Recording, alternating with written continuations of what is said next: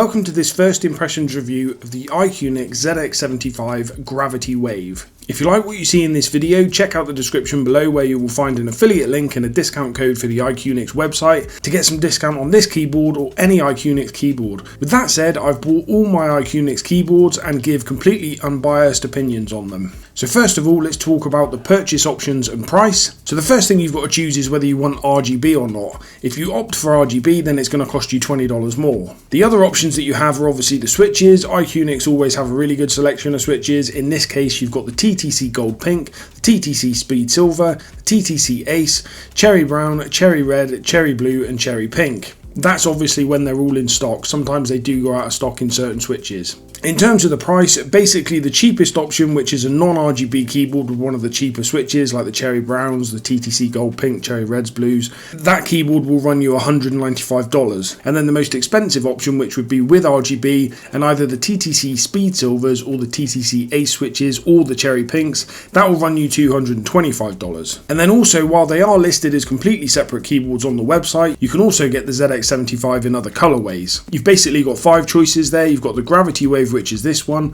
you've got the Dark Side, you've got the Dark Side RS, you've got the Black Tangerine, and you've got the Camping. Obviously those keyboards are listed as completely separate keyboards, so they might have slightly different options in terms of the switches. Sometimes you only get the choice of 3 or 4, sometimes you get the full set of 6 or 7. So next we'll move on to the specifications. This one is a 75% compact layout with 81 keys and the multimedia knob. Pressing the multimedia knob will play and pause your media, and obviously you rotate the knob to adjust your volume. The keyboard has an ABS case, double shot PBT keycaps. It weighs 1200 grams, which is pretty hefty and no doubt due to the 6000 mAh battery adding some weight. It's got tri-mode connect, so wired, 2.4 GHz wireless through the dongle and 5.1 Bluetooth with seamless switch between up to 3 devices. It has detachable magnetic feet with 2 heights. It's Hotswappable and has a south-facing RGB PCB. It has Costar stabilizers, and as I said before, it's got that whopping 6000 mAh battery. So next up, let's have a look at the stock typing test. So this is without any mods whatsoever, and I opted for the TTC Ace switches.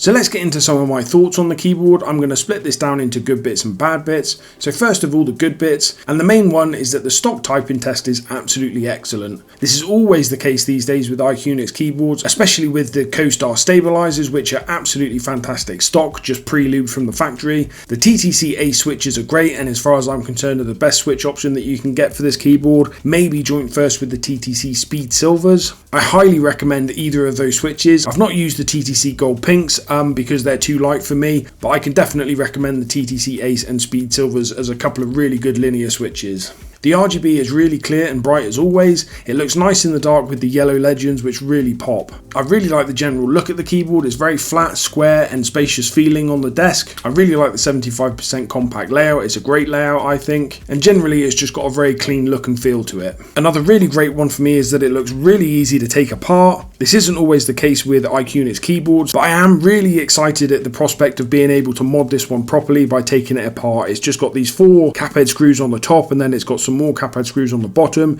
and then you've got the plate screws to take out, and then it should be that this keyboard comes apart nice and easily. And it sounds really nerdy, but I'm really excited about the battery capacity. 6000 milliamps is huge. It must be split down into 2-3,000 milliamp hour batteries in the back there, because one battery would be huge, but I'm really looking forward to seeing how that 6000 milliamp hour battery performs when you've got the RGB on all the time in wireless mode. So now we'll come on to the bits that I don't like about this keyboard. In this case, it's solely due to my own preferences, and the main one is that I wouldn't pick this colorway on the keycaps. The yellow on white is too subtle for me, and I'm not too keen on the shade of grey on the alphas. It looks a bit like a Tonka toy in the daylight to me, which put me off initially when unboxing, but after a while I was happy to feel the IQUNIX quality coming through. Then when I used it at night and got the RGB on, I realised that the keycaps were likely designed for RGB, as they look absolutely great at night, or obviously in a darkened room with the RGB at full brightness. The yellow legends on the keycaps really light up with the RGB on it. It almost looks like backlit keycaps, but it's not. It looks really good. However, in the daylight, I'm not a fan of the yellow on white keycaps. It's far too subtle, kind of like a dark brown on black. It just doesn't really make sense to me.